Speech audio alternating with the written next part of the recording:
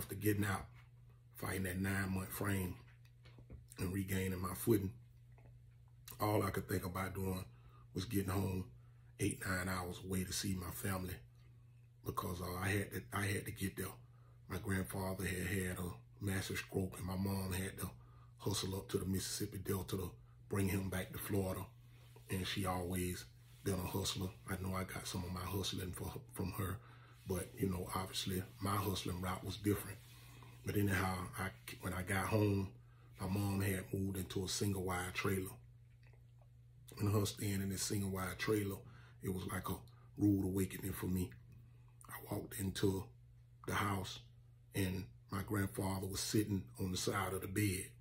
And him sitting on the side of the bed, right where he would put his leg or either his head at, right over his head up there, and the roof was broken in. So when I saw that, he was like, I can't even get no sleep, and you know, it'd be bugs coming in, and you know, I had told a few friends I was gonna try to, you know, right the ship or whatever. But you know, me being a genuine guy, I sat down and penned a letter to a constituent that I had left behind, and I told him I would look out for him when I got out, and told him I gotta play the hand that I was dealt. I gotta get my family out of here. So the next day I left and went back and went back north. When I got back, I had a car that I left that some guys had vandalized it. So I decided to go ahead and, you know, sell that car to get my mom the money, because that's the only way I could get it at that time. So after I sold it, I sent her $1,000 for them to move into a more comfy, cozy place or whatever, and that worked out pretty swell because they was more comfortable. And on that note, I made a push to do the best I can do to get them out of the hell that they were staying in down south. Anyhow, to move up, I had never taken a woman home with me out of respect for my first love, my daughter's mother. But this time, I broke the rules. And in the midst of breaking those rules, she had a friend, and she wanted her friend to ride. And that friend was a mutual friend of mine too, a real cool female. She like family. I actually stayed with them and their family before in the country. So she rode with us. She tagged along. She wanted to meet somebody when we went down. So after we made it home, and we wasn't there about maybe like 20 minutes or whatever, this guy pulls up. He met her. And I go by the type of mentality to never meet a stranger. I walked up to him. I dapped him up. Me and him exchanged a few pleasantries or whatever. And, you know, we chopped it up. And we went and got a hotel. Just so happened the hotel rooms that we got was conjoining rooms. Me and him ended up staying up all night talking. And we had so much in common. Okay, fast forward to us leaving the next day, going back north again. You know, a few things was in my head. I couldn't, you know, think properly, just knowing my mom and them was down there and they needed me more than anything. And I was willing to risk my life, my freedom, anything I had to make sure that they was okay. That's how I always been about my family.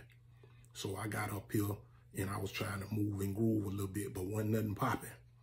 So me sitting around brainstorming all night, I decided to flip a coin. I woke up my girl and told her, hey, call that girl. Call her. And she was like, okay, let me call her. She called her, put her on the phone. I say, hey, the dude who we just met, call him and have him to call me right now. She said, okay, I'm finna call him. So he called. And I say, bro, it ain't nothing going on where I'm at. Do you got anything, man? Can you make something happen? And he was like, I got a little something.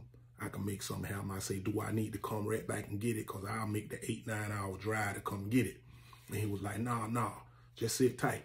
You know, that's cool, because I always wondered what I was going to do as far as trying to get up there to my girl or whatever. Like pronto. I'm talking about like pronto to tonto, pronto and tonto. He showed up the next day and brought me 7 of them. Dropped it in my lap. He said, what you could do with these 7? I say, wait right here. What you mean what I could do with him? What you want? He gave me the price he wanted. I went. 30 minutes later, I came back with exactly what he wanted. And he was like, whoa, it's like this? I said, yeah, it's like this. He left and came back the next day. After making that hump, he went down there. I guess that was like an all-day or all-night ride for him to go and come right back. And we ended up making the biggest leap that I ever took in my career. The biggest leap. And this guy was a real stand-up guy. I mean, you know, eventually, you know, to put some mustard on what we're doing, some mustard and ketchup on what we're doing, a little hot sauce rather. You know, my mom and them, I moved them up.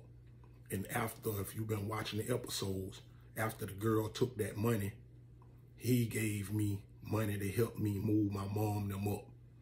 And me and him went on a tear. And him being the hustler that he is, I didn't know that he could take it to where he took it at.